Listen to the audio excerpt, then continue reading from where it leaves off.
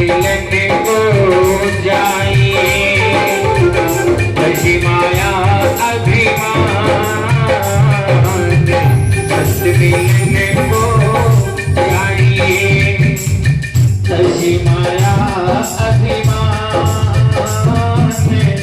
जो जो मगे आगे रखे तो कोटि नयन समान, भैया कोटि नयन समान।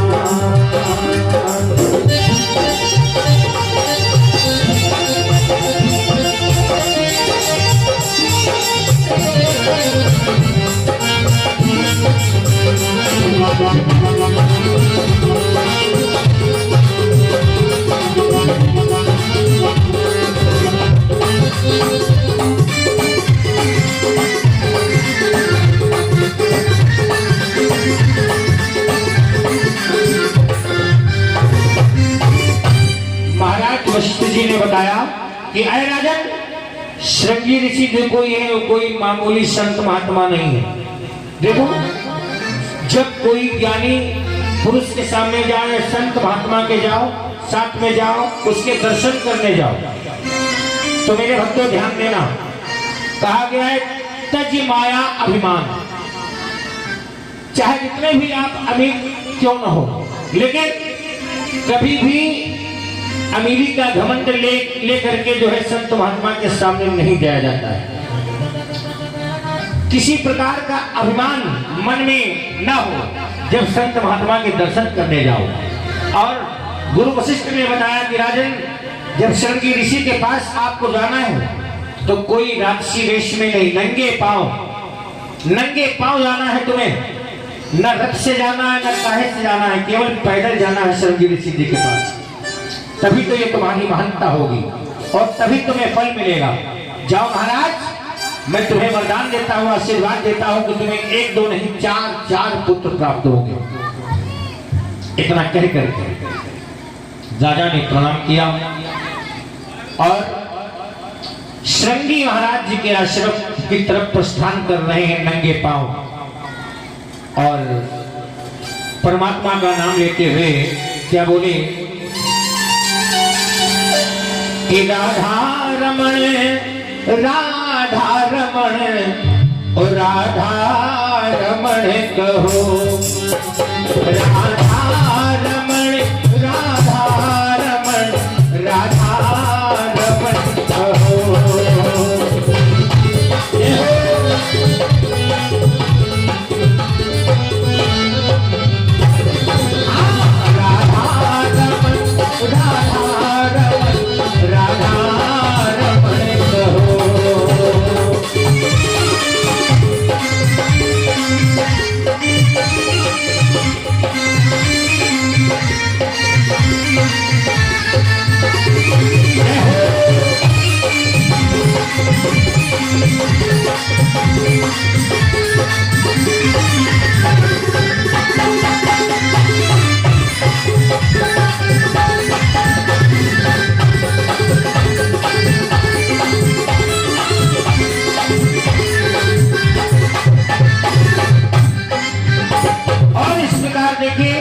श्री महाराज दशरथ जी, श्रृंगी ऋषि महाराज अपने आश्रम में विराजमान हैं और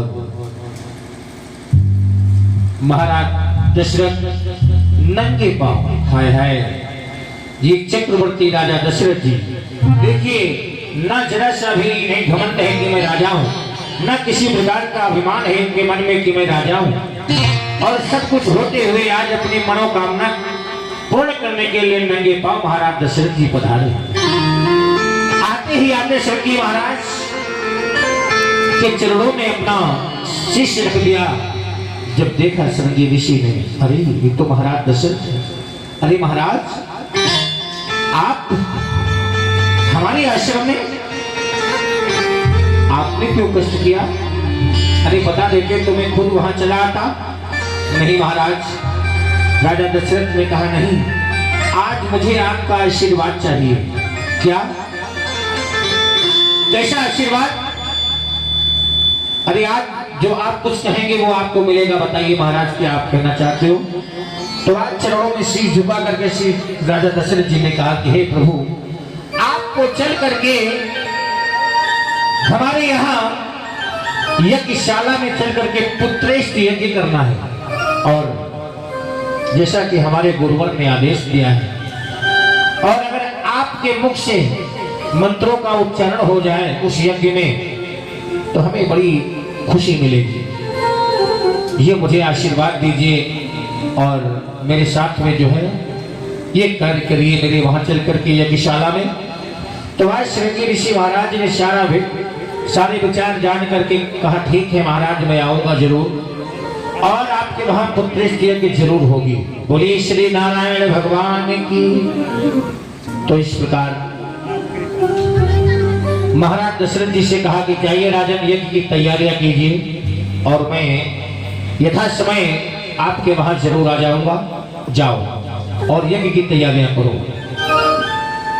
आज मुनिवर का आशीष लेकर के श्री महाराज दशरथ जी चल देते हैं। और आइए, बड़ा ही सुंदर समय श्री श्रृंगी ऋषि महाराज अपने स्थान से उठ करके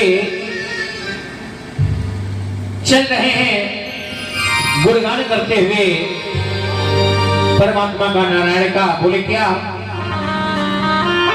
श्रीमन नारायण, ओ श्रीमन नारायण नारायण नारायण श्रीमन नारायण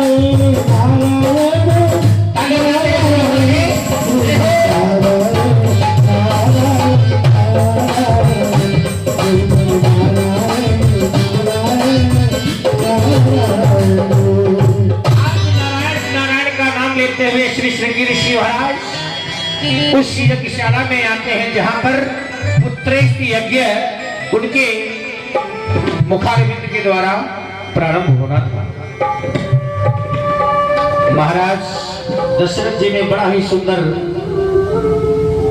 यज्ञ कुंड बनवाया। वहां पर 2-4 महात्मा जी और विराजमान हुए। बड़ी सुंदर बात है क्योंकि वो साईं बाबा ने मानस में लिख दिया है,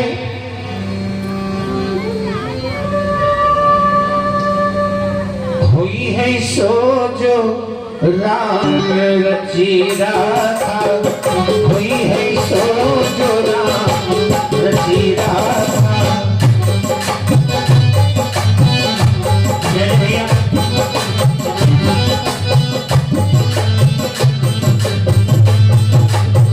अभी हुई है सो जो राम रची राधा, हुई है सो जो राम रची राधा। वो करी तरे बढ़ावे साथा, वो करी तरे बढ़ावे साथा।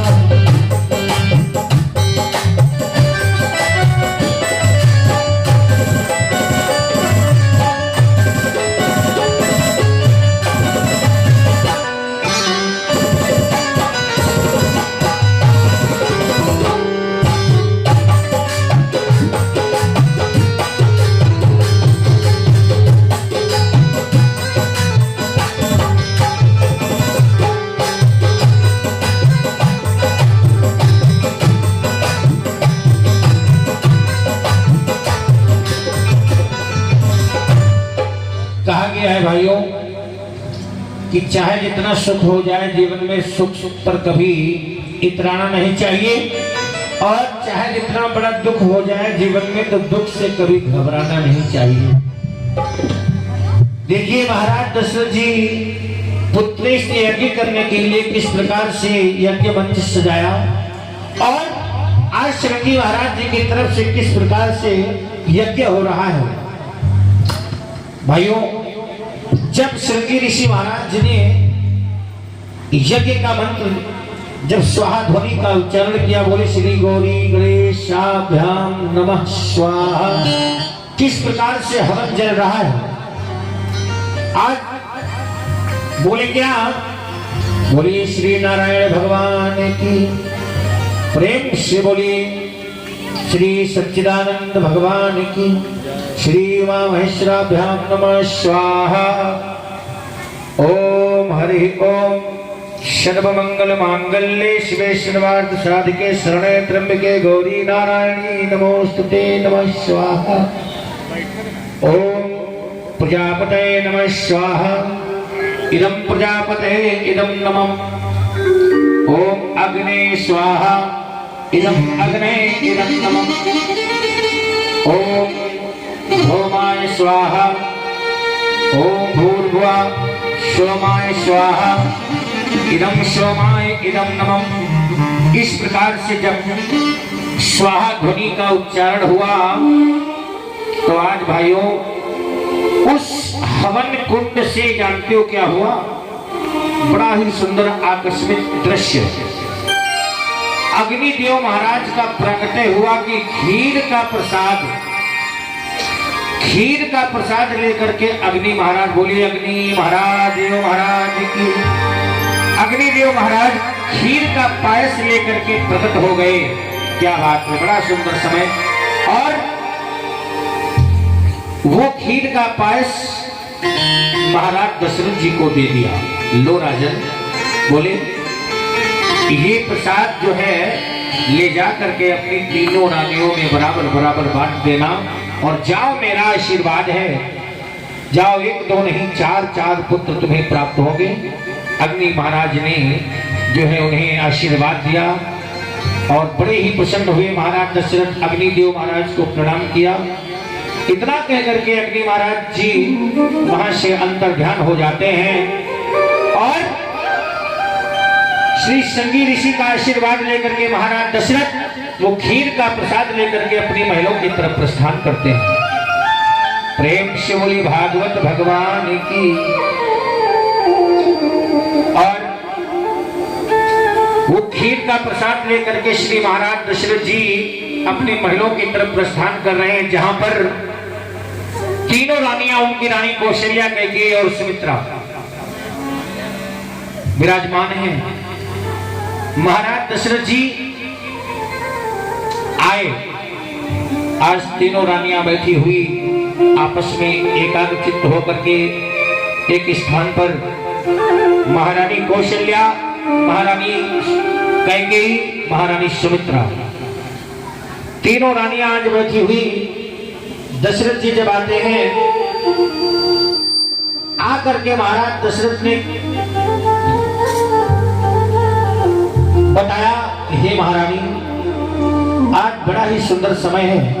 लो ये प्रसाद लो, और ये प्रसाद हमें अग्निदेव महाराज ने दिया है और तुम तीनों रानियां जो है इस प्रसाद का पान करो। भगवान की कृपा होगी तो हमारे जीवन में संतान का सुख मिलेगा। ये कह करके आधा भाग दे दिया किसको? सबसे पहले आधा भाग रानी कौशल्या को दे दिया और आधा भाग जो रह गया उसमें के 2 भाग कर लिए। उसमें के 2 भाग करके एक रानी कैकेयी और एक भाग एक रानी सुमित्रा को दे दिया। प्रसाद वितरण करके महाराज दशरथ जी वहां से चले गए। और इधर देखिए महारानी कौशल्या ने प्रसाद, महारानी अपना लेकर के अंदर चली जाती है। महारानी कैकेयी अपना प्रसाद लेकर अंदर चली जाती है, लेकिन महारानी सुमित्रा जो है वो अपना प्रसाद आंगन में रख देती है। ध्यान देना यहाँ पर भाइयों, महारानी सुमित्रा अपना प्रसाद आंगन में रख देती है। अब यहाँ पर आप लोग थोड़ी हमारी कथा की तरफ ध्यान दें। बड़ी सुंदर यहाँ पर है, क्योंकि सुमित्रा के 2 पुत्र हुए थे, तो 2 पुत्र होने का मैं कारण बताऊंगा कि कौशल्या अपना प्रसाद लेकर के चली गई, रानी कैकेयी प्रसाद लेकर चली गई और रानी सुमित्रा ने प्रसाद अपना आंगन में रख दिया। थोड़ी देर में एक गीधनी उड़ती हुई आई। कौन? गीधनी। गीधनी ने देखा कि खीर का प्रसाद रखा है, तो सुमित्रा का प्रसाद गीधनी ने चोंच में डाल लिया और आकाश मार्ग में लेकर के उड़ गई। और जानते हो वो कहां गई? कि माता अंजनी पर्वत के नीचे बैठी भगवान भोले बाबा का ध्यान कर रही थी।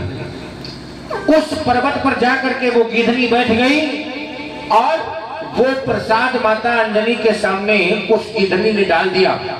मानस पुरुष रामायण में लिखा गया कि जब वो खीर का प्रसाद माता सुमित्रा के द्वारा छीना गया, माता अंजनी के आगे जब डाला गया तो माता अंजनी के जब नेत्र खोले तो देखा इधर उधर चारों तरफ कोई दिखाई नहीं दिया, तो सोचा कि ये भोले बाबा के द्वारा मुझे प्रसाद मिला है।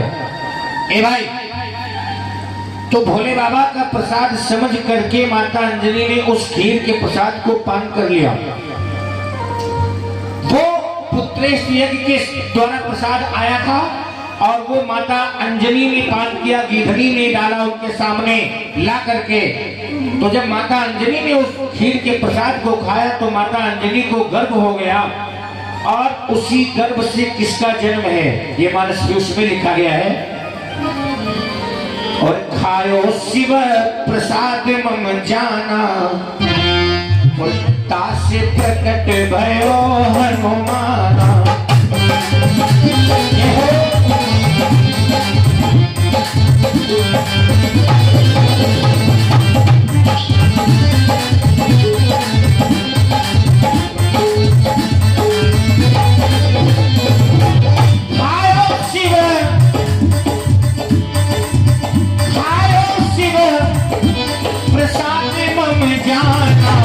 तासे प्रकट भयो हनुमाना, तासे प्रकट भयो हनुमाना।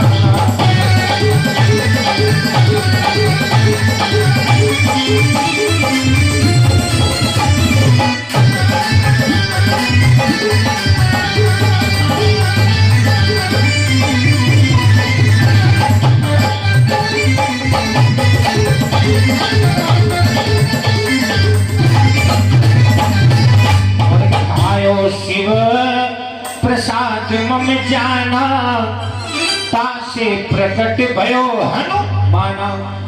प्रेम से बोलिए हनुमान जी महाराज की। भाइयों, उसी खीर के प्रसाद के द्वारा हनुमान जी का जन्म बताया गया है। और आप लोग थोड़ा सोच में पड़ गए होंगे, जब सुमित्रा का प्रसाद गिधनी लेकर उड़ गई तो सुमित्रा के पुत्र कैसे हुए, वो भी दो। आइए इसका कारण आप लोग थोड़ी हमारी वार्ता में समझ लीजिए कि जब रानी सुमित्रा ने प्रसाद आंगन में रख दिया तो गिधनी लेकर के उड़ गई। और ये गिधनी लेकर के क्यों उड़ी, जानते हो ये गिधनी कौन थी? ये गिधनी जो थी ये ब्रह्मा जी की अप्सरा थी। ब्रह्मलोक में नृत्य करने वाली ये अप्सरा थी। और ये गिधनी कैसे बन गई, इसने प्रसाद क्यों उठाया, इसका ये एक एक कारण है। देखिए, एक बार की बात है, ब्रह्मलोक में नृत्य हो रहा था और इस गिधनी ये जो अप्सरा थी इसका नाम था सुवर्चला। सुवर्चला नाम की अप्सरा नृत्य कर रही थी। ब्रह्मा जी इसके नृत्य में बहुत मग्न थे। थोड़ी देर में हुआ ये कि सुवर्चला अचानक गिर पड़ी, नृत्य टूट गया और उधर ब्रह्मा जी का ध्यान टूट गया। जब ब्रह्मा जी का ध्यान टूट गया तो ब्रह्मा जी को क्रोध आ गया और ब्रह्मा जी ने क्रोध में आकर के सुवर्चला को गिधनी होने का श्राप दे दिया। बोली नारायण भगवान की। और फिर जब गिधनी होने का श्राप दिया तो सुवर्चला रोने लगी, कहने लगी, हे ब्रह्मादि देव, मुझे श्राप तो दे दिया है, लेकिन ये बताओ मुझे इस गिधनी से मुक्ति कब मिलेगी? तो कहा कि ये वो दिन आएगा कि जब राजा दशरथ पुत्रेष्ट यज्ञ करेंगे तो तुम सुमित्रा का प्रसाद लेकर के, रानी सुमित्रा का प्रसाद लेकर के माता अंजनी तक तुम्हें पहुंचाना है। बस तुम इतना काम कर दो कि फिर से तुम सुवर्चला अप्सरा में हमारे लोक में आ जाओगी। तो ये गिधनी वही सुवर्चला अप्सरा बनी थी। प्रसाद डाला माता अंजलि के आगे, वो फिर से सुवर्चला रूप में आकर के सीधे ब्रह्मलोक चली गई। और इधर जब रानी कैकेयी ने देखा, रानी कौशल्या ने देखा कि सुमित्रा का प्रसाद गिधनी लेकर के चली गई, तो फिर रानी कैकेयी आगे आई, अपने भाग का थोड़ा प्रसाद दे दिया सुमित्रा को। एक भाग हो गया, रानी कैकेयी ने देखा कि रानी कौशल्या ने दिया तो हमारा भी हक बनता है, तो उन्होंने भी अपने भाग का थोड़ा प्रसाद दे दिया। मेरे भाइयों, दोनों रानियों ने अपने अपने भाग का प्रसाद दिया था, इसीलिए 2 पुत्र हुए रानी सुमित्रा के। बोले भक्त और भगवान की।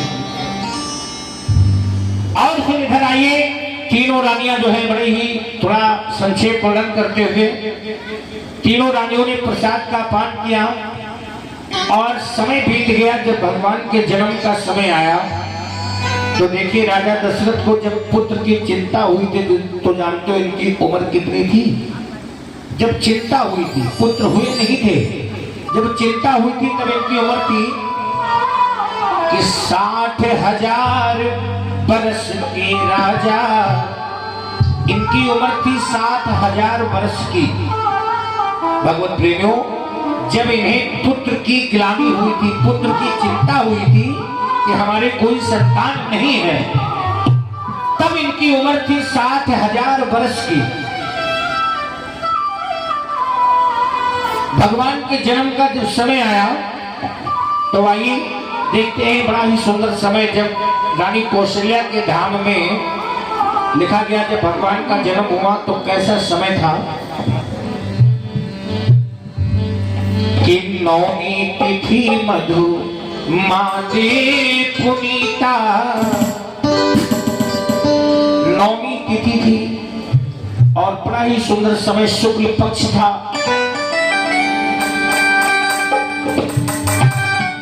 नौमी तिथि मधु माते पुनीता और शुक्ल पक्ष अभिजित हरि प्रीता।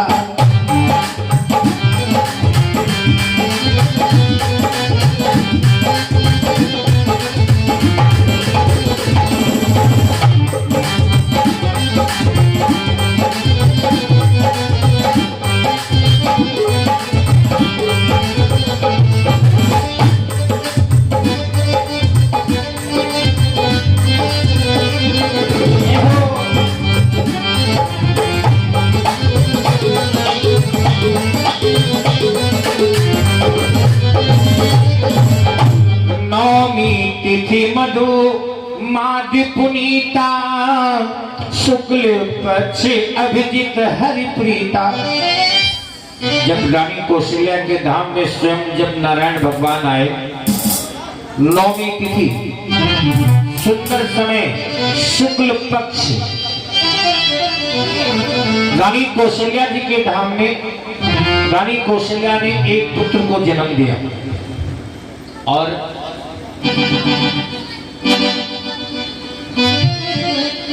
क्या बात है, महारानी कौशल्या जी ने एक पुत्र को जन्म दिया।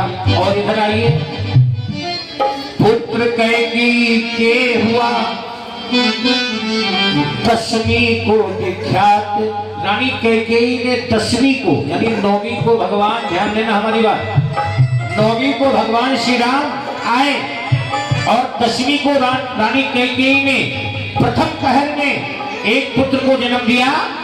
और पुत्र कैकेयी के हुआ 10वीं को विख्यात और हरि बिनु लक्ष्मण शत्रुघ्न जने सुमित्रा मातु। 10वीं को प्रथम पहर में रानी कैकेयी ने एक पुत्र को जन्म दिया और 10वीं को ही दूसरे पहर में रानी सुमित्रा ने 2 पुत्रों को जन्म दिए। बोलिए नारायण भगवान की। तो आज देखिए, चौथे पद में महाराज दशरथ 1 2 नहीं 4 पुत्र को पा करके बहुत ही प्रसन्न है। हीरे मोती जवाहरात लुटा रहे हैं महाराज दशरथ जी। ये सोच लीजिए, सारी अयोध्या में उस दिन लगता था कि दिवाली है, घर घर घी के दीप जलाए गए।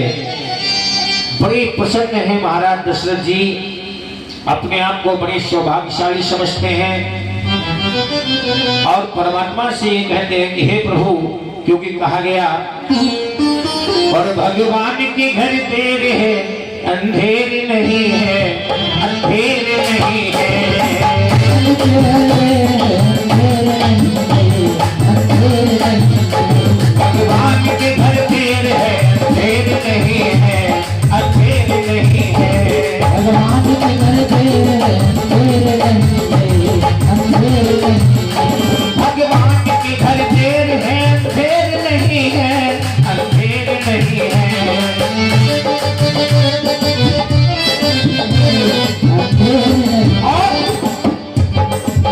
कपल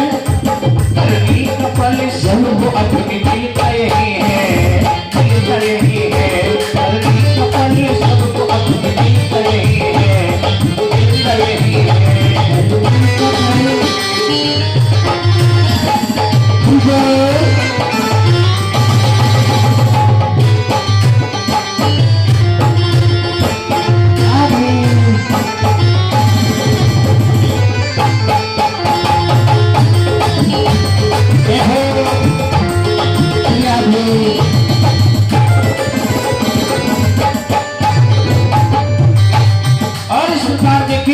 महाराज दशरथ जी बहुत ही प्रसन्न, बहुत ही अपने आप को बड़ी खुशनसीब समझते हैं कि आज मैंने एक दो नहीं चार चार पुत्र पाए। और आज सभी लोग, सभी स्त्रियां तीनों रानियों से पूछती हैं क्या प्रभु के सुंदर जन्म के उपरांत यजमान जी भगवान का जन्म हुआ दशरथ रहो। कहा गया अरे रामा मचियाई बैठी रानी को कल्या, अरे सखिया सब पूछे, सखिया सब पूछे हो। रामा मचियाई बैठी रानी को कल्या, सखिया सब पूछे, सखिया सब पूछे हो।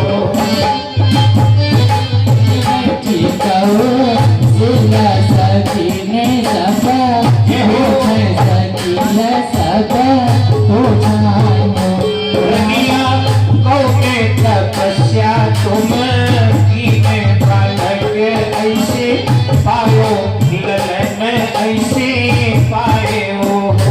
रनिया कौने तपस्या तुम कीने बुलाना ऐसे पायो, ऐसे पाए। परमात्मा के चरणों में दान हुआ। प्रभु से हमारी कामना है भैया जी की हर मंगल मनोकामनाएं, मन इच्छाएं प्रभु नारायण की हमेशा पूरी करते रहे। परिवार में हर प्रकार की खुशियां भैया जी के परिवार में आए, यही हमारी कामना है प्रभु से। रामा ओ रनिया कौने तपस्या तुम्हें कीने बालक ऐसे पायो, ललन ऐसे पाए हो। रनिया कौने तपस्या तुम्हें कीने बालक ऐसे पायो, ललन ऐसे पाए हो। रामा इतनी माँ बोली को सलिया सुनो हो मोरी सखिया, सुनो हो मोरी सखिया हो। बोली कहो सलिया सुनो हो मोरी सखिया, सुनो हो मोरी सखिया।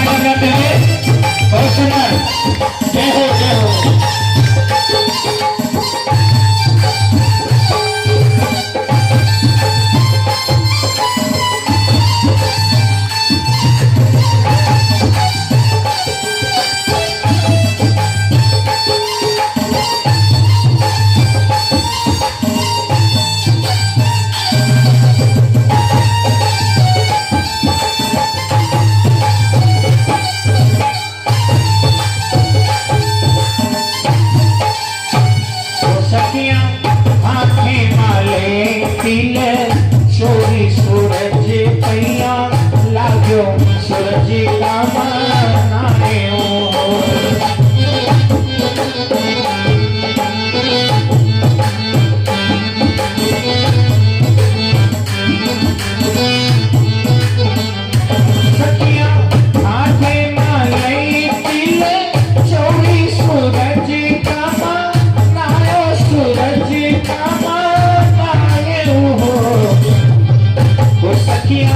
कितनी तपस्या जब की में बलक ऐसे पायो ललन ऐसे पाए हो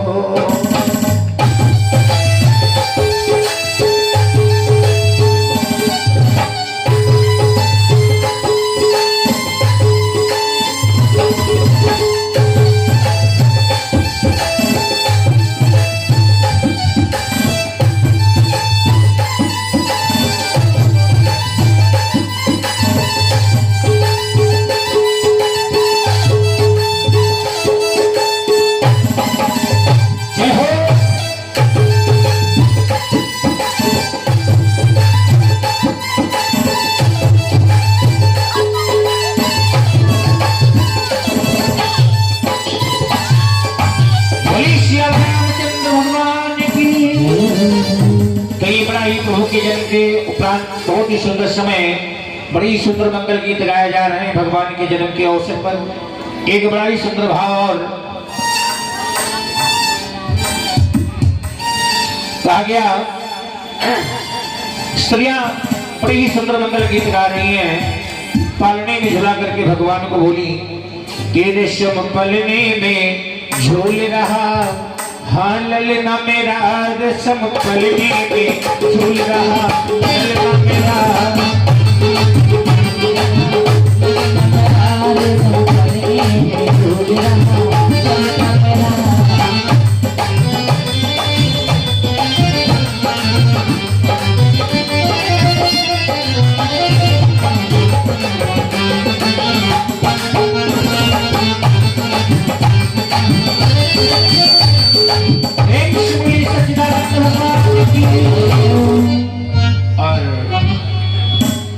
भगवान के जन्म की कथा आप लोगों को सुनाई गई आज, उसके आधार पर आप लोगों को दिखाया भी गया। तो आज की कथा का समय विराम। आइए आप लोग अपने स्थान पर खड़े होकर के प्रेम पूर्वक आरती करें और फिर कल से जो है समय पर भागवत कथा प्रारंभ